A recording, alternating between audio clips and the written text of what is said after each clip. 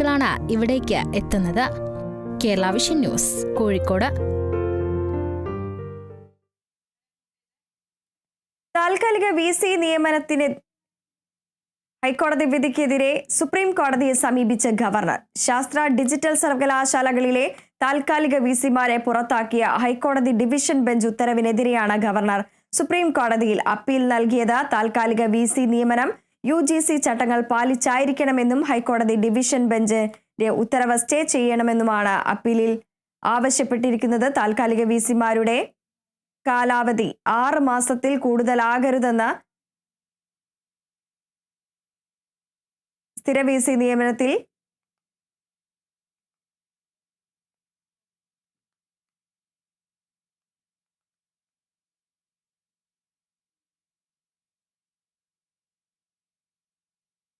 തൃശൂർ മുല്ലശ്ശേരിയിൽ കവുങ്ങിൻ തൈ വിതരണം ചെയ്തു. വിതരണോദ്ഘാടനം പഞ്ചായത്ത് പ്രസിഡന്റ് ദിൽന ധനേഷ് നിർവഹിച്ചു. ജനകീയ